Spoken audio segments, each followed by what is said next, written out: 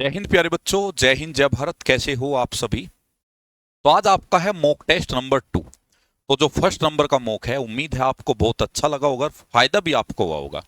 आज आपका mock test number 2 है। 20 क्वेश्चन है, 15 क्वेश्चन इसके अंदर मैथ के और 5 क्वेश्चन रीजनिंग के। सारे क्वेश्चन मैंने अच्छे रखे हैं, इजी क्वेश्चन मैं नहीं रख रहा हूं, कारण क्योंकि वो तो आप बना ही लेंगे। थोड़े अच्छे लेवल के मैंने क्वेश्चन रखे हैं। तो चलो इसको शुरू करते हैं। लेकिन इसको शुरू करने से पहले आपके लिए क्वेश्चन है, आपको कमेंट बॉक्स में आंसर छोड़ना है 1 से 100 तक।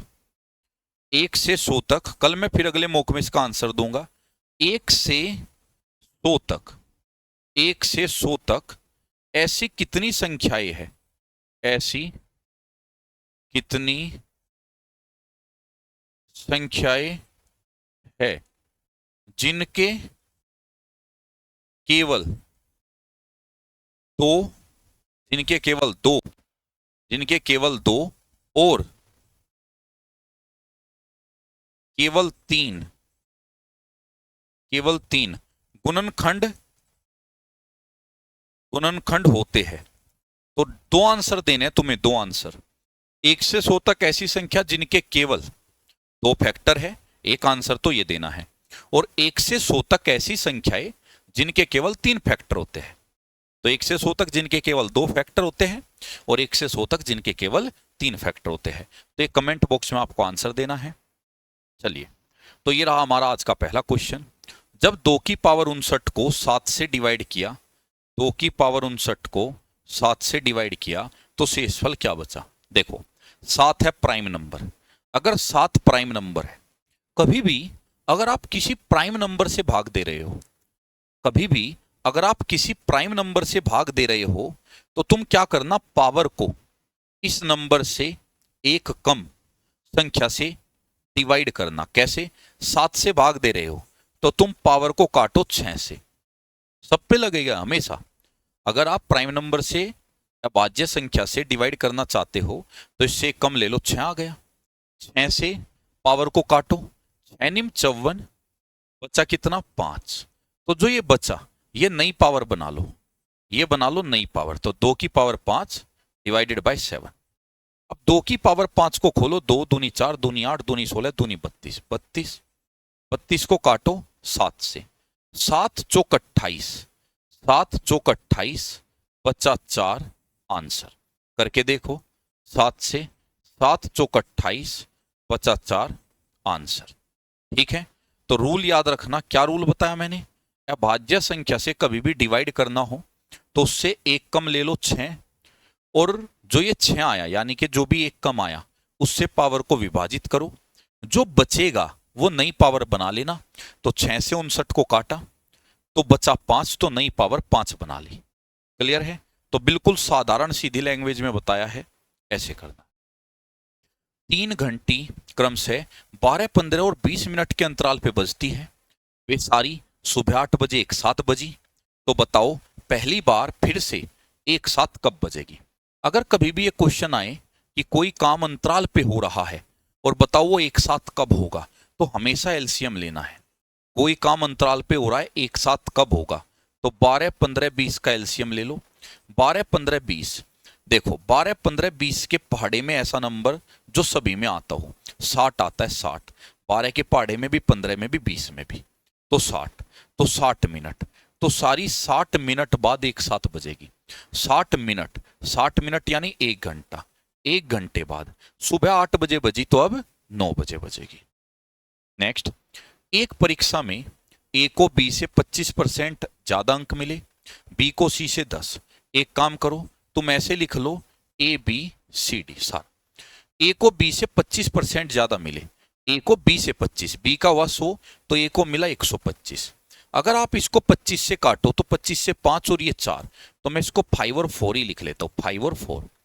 बी को सी से 10% कम मिले, सी को मानो 100, बी को 10% कम 90 मिला। काट लू तो 9 और 10 आएगा, 9 और 10 आएगा। सी को डी से 25 अधिक, सी को डी से 25 अधिक, डी को 100 मिला तो सी को 25 अधिक 125, 25 से काटो तो ये आएगा 5 और 4। अब जो ये खाली रह गए इनमें भर दो पड़ोसी, इधर पड़ोसी 9, इधर पड़ोसी 10। इधर पड़ोसी 5, इधर पड़ोसी 5 आ गया। अब उसने डी के अंक दिए हैं 500 में से 320, तो ए के बताओ। तो तुम क्या करो, सबको सोल्व मत करो, तुम ए और डी सिर्फ इसको ही सोल्व कर लो। तो ए बना 5 पंजे 25 निमा 225 और डी बना 10 चौक 40 या 4 चौक 16 160। तो मेरे हिसाब से ए का मार्क्स आया ये और डी का मार्क्स आया ये।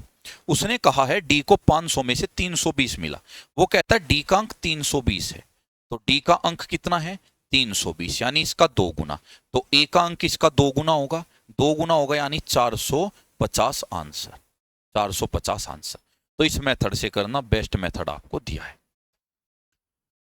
एक बेईमान दूध वाला 24 रुपए प्रति लीटर की दर से दूध खरीदता है, उसमें 1/5 भाग पानी मिलाता है, 1/5 भाग पानी मिलाता है, 1/5 भाग मिलाता है, यानी 5 अगर दूध है, 5 अगर दूध है तो 1 पानी मिला देता है, 5 अगर दूध है तो इसका 1/5 1 पानी मिला देता है, 1 पानी मिला देता है। ठीक, टोटल हो जाता है 6।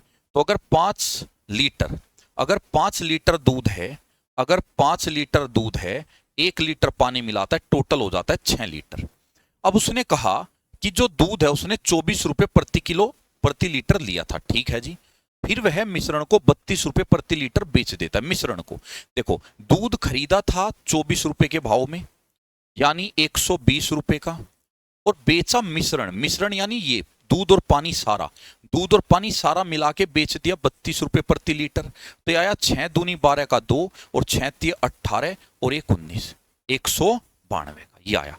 तो उसका कुल लाभ कितना हुआ, 120 से 192 कितनी दूर है, 72 दूर है, 72। प्रॉफिट हुआ 72 का, तो प्रॉफिट परसेंट 72 का लाभ 120 पर गुणा 100, तो ये आया 20 से 6 और 20 से आया 5 और 6 से ही आया कितनी बार 12, तो 60% आया आंसर। कितना, 60% आया आंसर।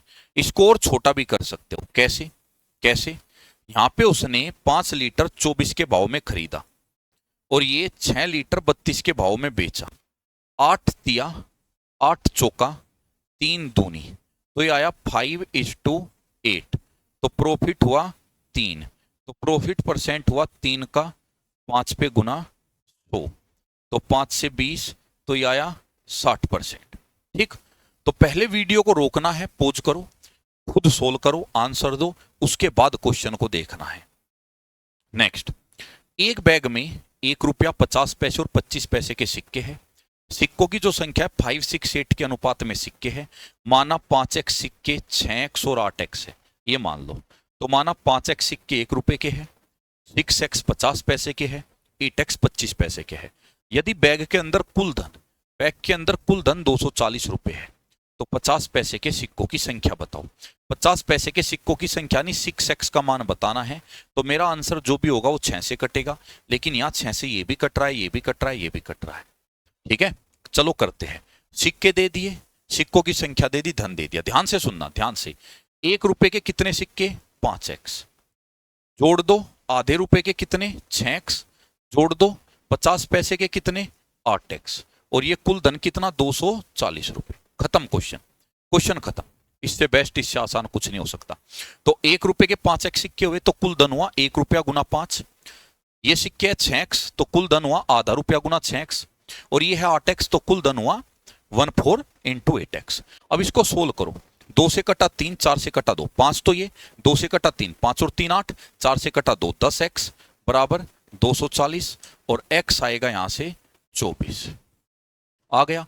50 पैसे के सिक्के पूछे, तो 50 पैसे के सिक्के, 50 पैसे सिक्के तो कितने थे 6x थे, 6x तो 6 गुना 24 तो 144। ठीक है। नेक्स्ट, एक बल्लेबाज अपनी 17वीं पारी में 87 रन बनाता है। 17वीं पारी में 87 रन बनाए, इस प्रकार उसका औसत 3 रन बढ़ गया। ठीक है, देखो 17वीं पारी में 87 बनाए, मुझे बताओ टोटल बनाया है 87 को अगर मैं तोड़ू तो आज उसका औसत 3 रन बढ़ा। अगर आज उसका औसत 3 रन बढ़ा तो 17 पारी हो गई, 17 गुना 3 तो 51 रन तो उसने ही आज बनाए। तो ये 51 रन उसने आज बनाए एक्स्ट्रा। क्योंकि आज उसने 87 बनाया, 87 रन बनाए, और 87 रन बनाने के कारण उसका एवरेज 3 बढ़ा, यानी उसने 17-51 रन एक्स्ट्रा बनाए। अगर 51 एक्स्ट्रा बनाए तो बचा कितना, यहाँ पे बचा कितना, 36। तो ये था उसका पुराना एवरेज, पुराना एवरेज, ये था पुराना एवरेज। और ये हो गए उसके आज के एक्स्ट्रा रन, आज जो एक्स्ट्रा रन बनाए, जो एक्स्ट्रा रन बनाए ये। अब ये बताओ उसने पूछा क्या है, पुराना एवरेज या नया? नया पूछा है, तो नया एवरेज क्या होगा, नया एवरेज, नया औसत। पुराना था 36 और आज औसत 3 बढ़ा, आज औसत 3 बढ़ा, तो नया औसत है 39। तो इससे आसान बताओ क्या हो सकता है। तो 87 को तोड़ लिया, तो आज उसका एवरेज 3 बढ़ा, यानी 51 रन तो आज उसने एक्स्ट्रा बनाए, तो 36 है पुराना एवरेज। क्योंकि आज 51 एक्स्ट्रा बनाए, तो पहले कितने बनाया करता था, 36, तो पुराना एवरेज 36 और नया एवरेज 3 ज्यादा। किसी निश्चित धनराशि पर 15% वार्षिक की दर से 2 वर्ष के चक्रवृद्धि ब्याज और साधारण ब्याज के बीच का अंतर 180 रुपए है, तो मूल धनराशि बताओ। देखो पहले तो जो ये रेट देगा ना, रेट ये जो रेट है, इसको तुम सिंपल भाषा में बदलो 15/100, और ये आया 3/20, ये आया R। अब फॉर्मूला देखो सीधा होता है, तो जो डिफरेंस होता है ना कितने साल का, CISI का, तो CISI का जो 2 साल का डिफरेंस होता है वो होता है PR², जी। और जो 3 साल का होता है, 3 साल का, 3 साल का वो होता है PR² 3+R, ये। अब देखो P कितना है, प्रिंसिपल पता नहीं, डिफरेंस कितना है 180, प्रिंसिपल पता नहीं, R कितना आया 3/20 गुना 3/20। मैंने जो फॉर्मूला लिखा है इसमें R को तुम्हें हमेशा परसेंट में से हटा के लिखना है, क्योंकि मैंने फॉर्मूला कौन से वाला लिखा है जिसमें R परसेंट में नहीं आएगा, फ्रैक्शन में आएगा। तो मैंने जो फॉर्मूले लिखे आसान बनाने के लिए लिखे हैं, और R को हमेशा परसेंट में से हटा के लिखना, ऐसे लिखना, ठीक है। ये हो गया, क्लियर है, चलो जी। अच्छा, या ऐसा भी कर सकते हो, R कितना था 15%, तो 15% का मतलब वो 15/100, 15/100 ऐसे भी कर सकते हो। अब इसको सोल्व करो, 3 × 9, 9 से कटा 20, 2 दूनी 4 दूनी 8, तो 8000 आया P, 8000, सीधा फॉर्मूला। नेक्स्ट, ए किसी काम को 20 दिन में कर सकता है और बी उसी काम को 30 दिन में कर सकता है, बड़ी बढ़िया बात है। ए करता है 20 में और बी करता है 30 में, तो मिलके करेंगे, सॉरी 20 और 30 का एलसीएम आया 60, तो वर्क माना 60, ठीक है। और ये हुए डेज और ये हुआ वर्क, ये आएगी एफिशिएंसी, क्योंकि एफिशिएंसी का फॉर्मूला कल ही बताया था, वर्क अपॉन डेज होता है। तो 60/20 3 आई, और यहाँ पे 60/30 2 आई, तो एफिशिएंसी कितनी आई 3 और 2। अब वो कहता है वे 4 दिनों तक एक साथ काम करते हैं और फिर एक काम को छोड़ देता है। देखो 4 दिन तक दोनों करते हैं एक साथ, 4 दिन तक, तो 3 2 5, डेली 5 होगा, तो 4 दिन में कितना हो जाएगा 20 वर्क हो जाएगा। बच्चा काम कौन करता है, बी, तो बच्चा काम करेगा बी, ठीक है, तो बी करेगा बच्चा काम। अब बी बच्चा काम करेगा कितने दिन में, वर्क अपॉन एफिशिएंसी, 60 में से 20 गया 40 बच्चा है, और बी की क्षमता है 2, तो 20 दिन में आंसर, ठीक है। एक बार फिर देखो, ए 20 में करता था, बी 30 में, काम माना 60, ए की क्षमता 3, डेली 3, और बी की क्षमता 2, दोनों मिलके करते हैं 4 दिन। देखो दोनों डेली करेंगे मिलके 5, तो 4 दिन में 20 यूनिट काम हो गया, बचा 40 काम। इस 40 काम को अकेला बी करता है, तो 40 काम डेली करेगा 2, तो 20 दिन और लगेंगे। देखो 72 किलोमीटर प्रति घंटा की गति से चलने वाली एक ट्रेन ऊर्ध्वाधर खंबे को 15 सेकंड में पार करती है। 350 मीटर लंबे प्लेटफॉर्म को पार करने में इसे कितना समय लगेगा, ठीक है। अब मुझे एक बात बताओ, 72 की स्पीड से जा रही है, ये सेकंड ये मीटर, पूरा मीटर सेकंड में है, तो तुम यहां क्या करो, तुम गुणा करो 5/18 की, 18 से 4, तो ये आएगा 20 मीटर पर सेकंड, ये स्पीड आई। देखो जब ट्रेन खंबे को पार करेगी, खंबे को पार करेगी, तो लेंथ ऑफ ट्रेन आएगा और स्पीड ऑफ ट्रेन आएगा। लेकिन जब ट्रेन प्लेटफॉर्म को पार करेगी, तो ट्रेन की लंबाई के साथ साथ प्लेटफॉर्म की भी आएगी, स्पीड ट्रेन की आएगी। तो ट्रेन जब खंबे को पार कर रही है, तो क्रॉसिंग टाइम आएगा ट्रेन की लंबाई बट्टे ट्रेन की चाल, और जब ट्रेन प्लेटफॉर्म को क्रॉस कर रही है, प्लेटफॉर्म को, फिर आएगा ट्रेन की लंबाई प्लस प्लेटफॉर्म की लंबाई बटे ट्रेन की चाल। अब मुझे बताओ यहां पे ट्रेन ने खंबे को पार किया कितने में, 15 में, 15 सेकंड में। ट्रेन की लंबाई बताई नहीं, स्पीड कितनी है 20। अब ट्रेन की लंबाई आएगी गुणा हो जाएगी 300 मीटर, आ गई। अब यहां रख दो, ट्रेन की लंबाई 300, खंबे की 350 और ट्रेन की स्पीड 20, तो 650 बटे 20, 0 से 0, 2 से 32.5 सेकेंड, ठीक है, तो 32.5 सेकेंड, ठीक है। तो सभी को क्लियर है, कोई दिक्कत नहीं होनी चाहिए किसी को भी। अच्छा, एक तुम तुक्का भी लगा सकते थे, कैसे, सुनो। देखो यहां पे 15 सेकंड में किसने क्रॉस किया, 15 सेकंड में ट्रेन को क्रॉस किया उसने। ट्रेन की लंबाई कितनी आई थी 300, तो 300 मीटर लंबाई को क्रॉस करने में लगे हैं 15 सेकंड। अब ये है 350 का, तो इसको क्रॉस करने में लगेगा 15 सेकंड से कुछ ज्यादा, क्योंकि ट्रेन 300 मीटर की थी, 15 सेकंड लगे क्रॉस करने में। अब ये 350 मीटर का है तो 15 से कुछ ज्यादा लगेंगे, तो 15 और 15 से कुछ ज्यादा, ये 30 से थोड़ा बड़ा आंसर आएगा। एक ही ऑप्शन है, इसको छोड़ो, तुम फंस जाओगे, इसी से करो। इसको देखो, एक फॉर्मूला देखो, a plus B plus C का जो होल स्क्वायर होता है, एक तो होता है a प्लस बी का, ये तो होता है सिर्फ a square plus B square plus 2ab, इतना होता है। और एक होता है a plus B plus C का, ये होता है a का स्क्वायर प्लस बी का स्क्वायर प्लस सी का स्क्वायर, और 2 कॉमन तो ab plus B C plus C A, ये होता है इतना। ये वाला लगाना है यहाँ, a plus B plus C 12 का square, a square plus B square plus C square 50, 2, इसका मान निकालना, इसको मान लो k, इसको k मान लिया जिसकी वैल्यू हमें निकालनी है। यह आया 144, 144 में से 50 घटा, 44 एक गया, 100 बचा, 100 में से 6 और गया 94, और 2 आया बटे में, और ये आया k का मान जो कि 47 आएगा। k यानी जो हमने माना था, जो उसने पूछा था। ABCD एक चक्रीय चतुर्भुज है। चक्रीय चतुर्भुज होता है जो सर्किल के अंदर होता है, जिसमें AB इसे घेरने वाले वृत्त का व्यास है, तो चक्रीय चतुर्भुज होता है इसके अंदर बनेगा। और इसमें ABS का व्यास, AB, तो तुम एक काम करो, ABCD बनाना है तुम्हें, तो ABC और D ये ले लो, ये ले लो ABCD, तो AB भी हो गया। और ये चक्रीय, चक्रीय यानी ऐसा चतुर्भुज जो अंदर हो और जिसके चारों शीर्ष वृत्त पर उपस्थित हो। ADC है 145, उसने कहा जो ADC है ये वाला एंगल, ये 145 है, ये एंगल दिया 145 डिग्री, चलो जी ठीक है। BAC पूछा है, ये वाला एंगल पूछा है BAC।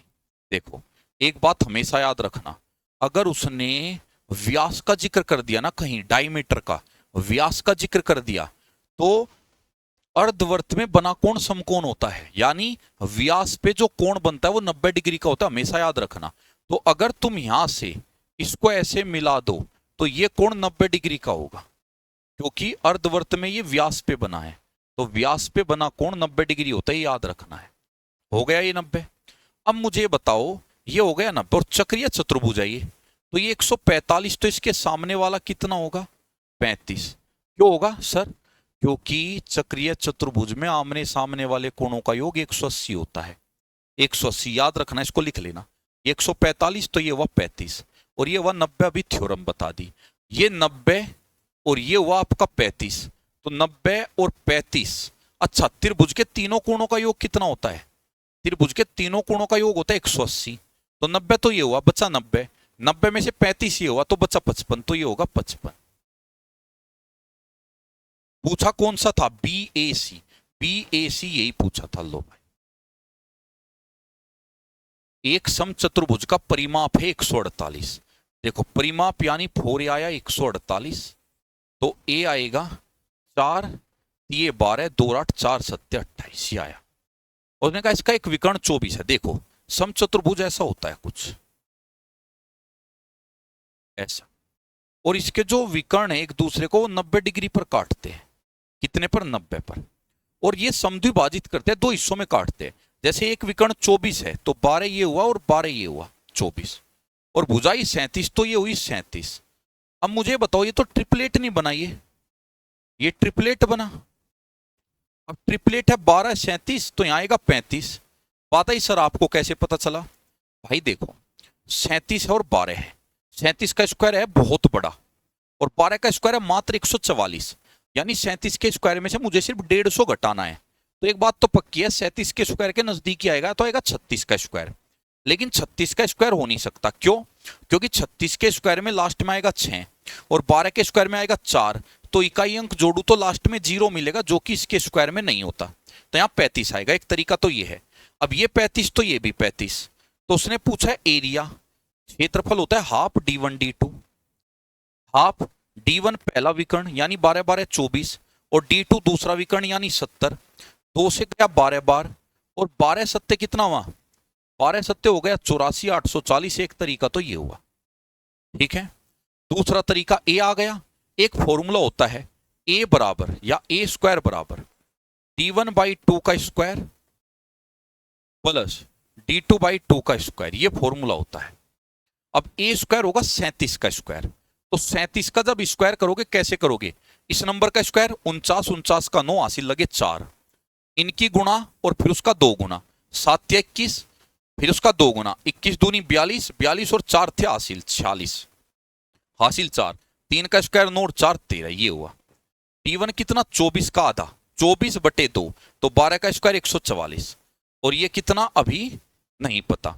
144 इधर आया, 9 में से 4 गया तो बचा 5, और 136 में से 14 सीधा ही घटा लो तो बचा 122, 12 25। अब 12 25 जो होता है, 12 25 जो होता है d2/2 का स्क्वायर, 12 25 जो होता है ये होता है 35 का स्क्वायर। कैसे? क्योंकि 25 है लास्ट में 25 है, तो यहाँ 5 ही आना है, और ऐसा नंबर 35 ही आएगा। अब 35 स्क्वायर से स्क्वायर कटा, d2 आया कितना? 70, d2 70। अब d1 d2 तुम्हारे पास है, फॉर्मूला यही लगेगा, इसी में रखना है। बेहतरीन क्वेश्चन था, फंस जाओगे, ठीक है, लेकिन अच्छे से करना, हो भी जाएगा। यदि किसी बेलन की त्रिज्या में 20% की कमी कर दी और उसकी ऊंचाई 50% बढ़ा दी, आयतन पे क्या प्रभाव पड़ेगा? ध्यान से सुनना। देखो, बेलन किस किस पे डिपेंड है? बेलन का आयतन डिपेंड होता है पाई r स्क्वायर h, पाई को काट दो तो फिक्स है, r स्क्वायर h पे है। यानी तुम ये मानो, माना आयतन उसका है 100, माना आयतन है 100%, तो यहां पे r h ये चलेगा। तो पहले रेडियस कितनी कम की? 20% कम की, 20% कम, तो 100 का 20% 20, तो बचा 80। रेडियस फिर से 20% कम करो, 80 का 20% हुआ 8 दूनी 16, 16 और कम करो आया 64। हाइट बढ़ा दी कितनी? 50%। अब इसका 50% यानी इसका आधा, तो 64 का आधा 32, तो 64 में 32 को जोड़ोगे तो कितना आ जाएगा? 96%, ये आया। तो फाइनल वॉल्यूम आएगा ये, तो ये हुआ फाइनल आयतन, फाइनल आयतन। तो शुरू में 100 था, 96, तो 4% कम हो गया, 4%। बहुत सारे तरीके हैं इसको करने के, कई तरह के तरीके हैं, जो मुझे लग रहा है तुम्हारे लिए इजी पड़ेगा, मैंने वो बता दिया। तो आयतन r h पे डिपेंड है, यानी आयतन 100 मानू तो r h, r बड़ा 20 तो इतना हुआ, 20 कम हुआ इतना, अगेन 20 कम हुआ इतना, और h बड़ा इतना तो इतना। एक मीनार के आधार से एक ही सीधी रेखा में 16 मीटर और 25 मीटर की दूरी पर स्थित दो बिंदुओं से मीनार के शीर्ष के उन्नयन कोण पूरक है। कभी भी अगर ये बात आए कि कोण पूरक है, कोण पूरक यानी कंडीशन दे दे कोण पूरक बताओ, ठीक है, और तुम्हें दो रिजल्ट दे दे, जैसे यहां दे दिया दूरी 16 और 25, और पूछी क्या है? हाइट, तो डायरेक्ट आंसर निकाल देना, हाइट बराबर √AB। अंडर रूट यानी पहली दूरी 16 और अंडर रूट भी दूसरी दूरी 25, तो ये आया 4 और 5, 5 चौक 20। यानी ये कंडीशन ऐसी बनेगी, ठीक है। या तो क्या क्या केस बन सकते हैं सुनो, या तो बनेगा ये केस, ठीक है, ये एंगल देगा थीटा, तो पूरक, पूरक का मतलब होता है 90 - थीटा, ठीक, और ये दूरी देगा a और ये दूरी देगा b, तो जो हाइट हो जाएगी वो हो जाएगी √AB। या फिर ये केस जाएगा,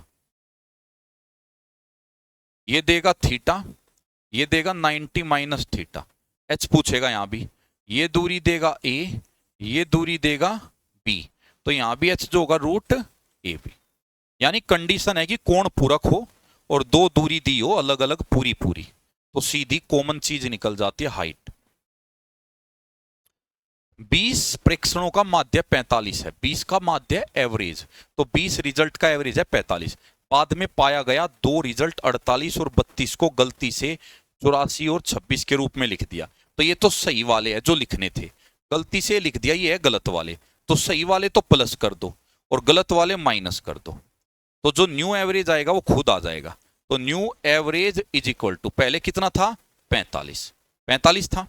अब तुम्हें करना क्या है, गलत वालों को तो माइनस कर दो, तो -84, ठीक है, सही वालों को तो प्लस 48 प्लस 32 -84 -26, ये कर दिया।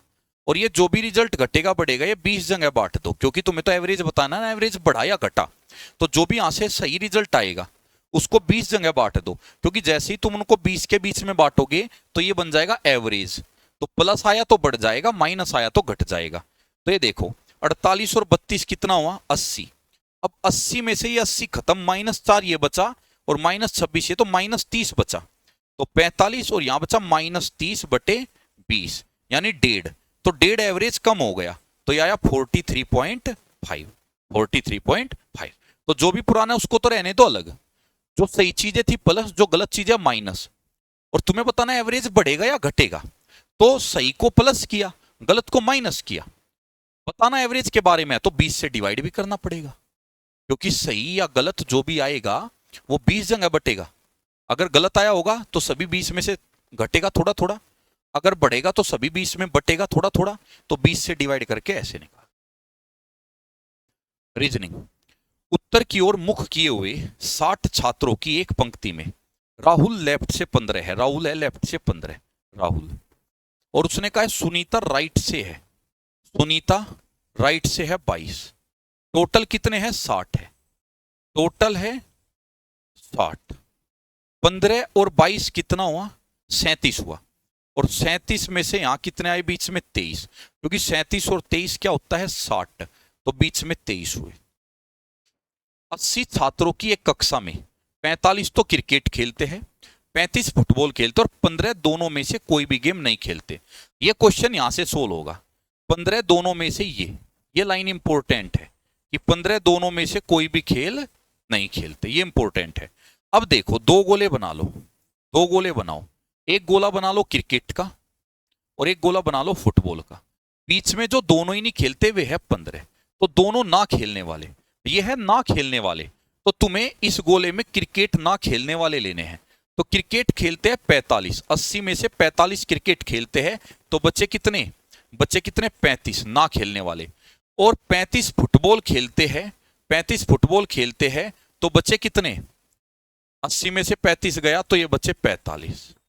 ठीक, अब ध्यान से सुनना, तो क्रिकेट और फुटबॉल जो दोनों ही नहीं खेलते 15, अब जो क्रिकेट नहीं खेलते उस गोले में टोटल 35 आना है, 15 तो पहले ही रखा है तो बचा 20, और फुटबॉल वाले में टोटल 45 आना है, 15 पहले ही तो बचा 30। तो ये वो हो गए जो गेम नहीं खेलते, या तो क्रिकेट नहीं खेलते या फुटबॉल नहीं खेलते या दोनों नहीं खेलते। ठीक है, तो या तो क्रिकेट नहीं खेलेंगे, क्रिकेट या फुटबॉल, या दोनों नहीं खेलते, या दोनों नहीं खेलते, तो ये कितने हो गए, ये हो गए 20 + 15 + 30, यानी कि 65। तो 65 ऐसे है जो कोई ना कोई चीज खेलते नहीं, तो बचे कौन जो दोनों खेलते हैं, तो कितने थे 80 - 65, 15 आंसर। तो इसमें इंपॉर्टेंट क्या था, इसमें इंपॉर्टेंट ये है कि क्रिकेट कितना खेलते हैं फुटबॉल कितना खेलते हैं वो जरूरी नहीं है, जरूरी है दोनों क्या खेल रहे हैं या नहीं खेल रहे, वहां से क्वेश्चन होगा।